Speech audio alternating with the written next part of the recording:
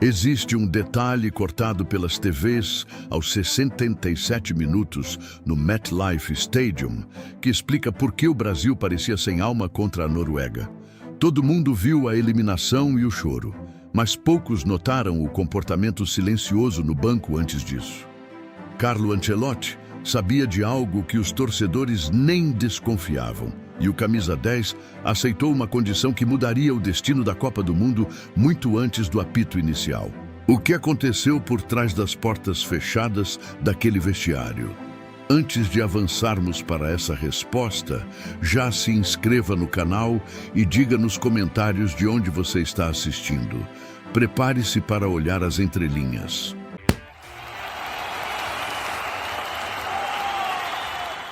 Para compreender a magnitude do colapso que o mundo testemunhou em Nova Jersey, precisamos ignorar completamente as explicações fáceis dadas nas coletivas de imprensa e olhar fixamente para a prancheta. Olhe friamente para a escalação daquele primeiro tempo. Carlo Ancelotti, um dos maiores estrategistas da história do futebol mundial, montou um desenho tático que parecia uma completa aberração para os seus próprios padrões. Um desenho torto que forçou Gabriel Martinelli a jogar recuado, quase como um operário no meio-campo, destruindo sua capacidade de explosão e velocidade. Isso isolou completamente Casemiro e deixou Bruno Guimarães sobrecarregado, criando um verdadeiro deserto no setor central. A Noruega, uma seleção historicamente burocrática, não precisou de nenhuma genialidade para deitar e rolar em campo. Martin Odegaard parecia jogar sozinho, ditando o ritmo do confronto sem ser incomodado por absolutamente ninguém. Aquilo não parecia, de forma alguma, uma estratégia assinada por um tetracampeão da Champions League. Para os analistas que estudam os bastidores mais profundos do futebol, a seleção brasileira entrou em campo com um time montado especificamente para não dar certo. O pênalti desperdiçado por Bruno Guimarães, logo aos 13 minutos do primeiro tempo, não foi o causador da queda. Aquele chute defendido pelo goleiro foi, na verdade, o primeiro sintoma visível de um elenco que jogava sufocado por uma tensão invisível. Havia uma ordem clara para mudar o ritmo do jogo, para travar a engrenagem, e essa ordem definitivamente não veio de dentro das quatro linhas. Quando o árbitro apitou o fim da primeira etapa, o silêncio que tomou conta do vestiário brasileiro não era de frustração, era de pura resignação. Os jogadores sabiam o que estava por vir. Eles sabiam que o roteiro já estava escrito muito antes de entrarem naquele estádio. Quando o cronômetro marcava a metade do segundo tempo, o plano de bastidores entrou na sua fase mais crítica e exposta. A entrada do principal astro do time, o camisa 10 que carregava o peso de uma nação nas costas, não trouxe organização ou lucidez ao ataque. Trouxe um caos absoluto e calculado. Mas repare bem no foco das ações do craque a partir do momento em que ele pisa no gramado. Em vez de liderar uma reação tática desesperada, em vez de empurrar o time para a frente com a genialidade que o consagrou, o foco principal de Neymar virou um bate-boca insistente, ríspido e cansativo com o goleiro adversário. Discussões vazias, reclamações com a arbitragem e cartões amarelos completamente desnecessários nos acréscimos. A análise estratégica mais apurada aponta que esse descontrole emocional aparente pode ter sido a maior cortina de fumaça da história recente das Copas do Mundo. Era absolutamente necessário criar um culpado visível para o público. Era preciso que os olhos do mundo inteiro estivessem focados na confusão física, no drama, na briga de rua, e não no que estava desmoronando silenciosamente na estrutura tática da equipe. Enquanto Neymar caçava briga e discutia, Erling Haaland subia livre na área para desferir 2 golpes brutais aos 79 e aos 89 minutos. A distração funcionou perfeitamente para quem precisava esconder a verdade sobre o planejamento físico do atleta. Nenhum treinador do tamanho e do prestígio de Carlo Ancelotti mudaria seu estilo vencedor, construído ao longo de décadas na Europa por um medo irracional de uma seleção nórdica.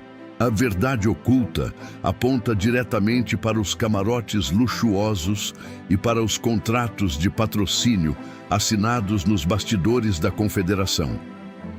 A transição natural para a juventude vibrante de Endrick e Vinícius Júnior, que deveria ter sido a marca registrada dessa seleção na América do Norte, foi sumariamente travada por um pacto comercial que exigia a imagem, o peso e o marketing do passado no gramado dos Estados Unidos. Neymar precisava jogar, mesmo sem condições físicas ideais, mesmo após semanas de uma novela médica arrastada.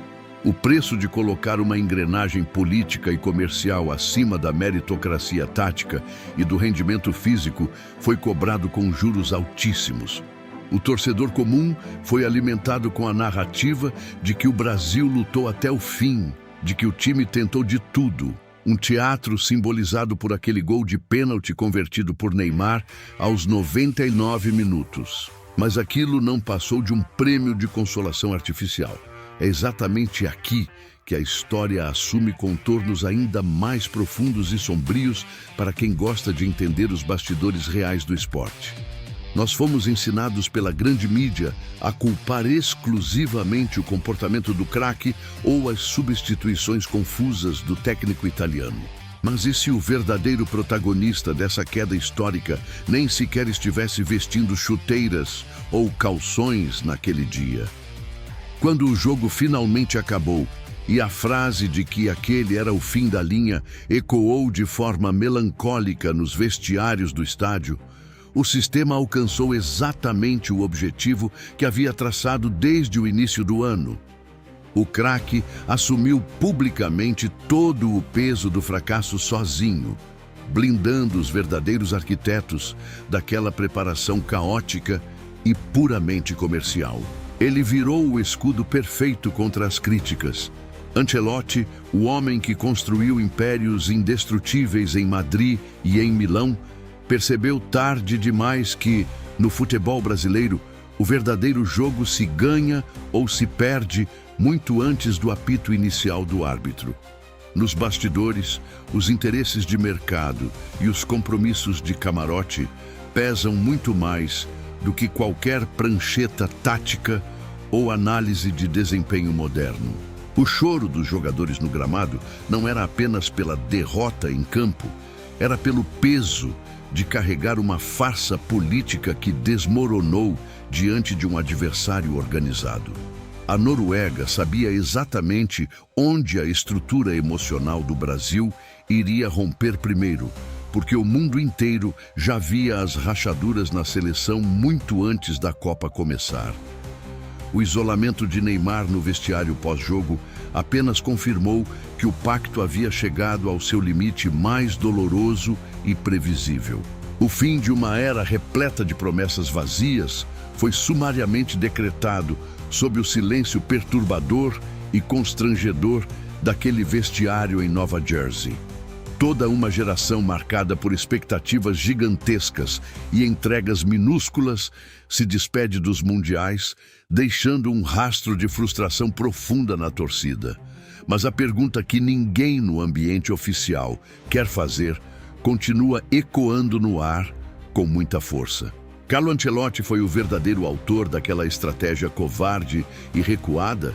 Ou ele foi apenas o executor de um plano muito maior desenhado nos escritórios executivos?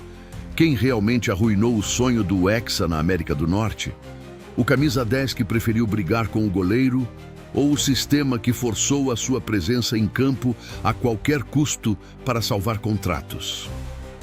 A verdade definitiva sobre o que aconteceu naquele gramado não está no placar oficial do estádio e nunca estará nos relatórios oficiais entregues à imprensa. Ela está gravada nos detalhes que a televisão tentou abafar a todo custo e nas decisões políticas que priorizaram o lucro institucional antes do esporte. Agora eu quero ouvir a sua voz sobre esse escândalo tático e político. Deixe a sua opinião sincera aqui embaixo nos comentários. Diga se você concorda ou se você prefere acreditar na narrativa oficial do cansaço físico. Não se esqueça de se inscrever no canal para não perder as próximas investigações profundas dos bastidores do futebol. E compartilhe este vídeo com aquele seu amigo que ainda não entendeu por que o Brasil caiu de forma tão vexatória. Ative as notificações, porque o que a televisão te mostra é apenas o que eles querem que você acredite. Até a próxima análise estratégica.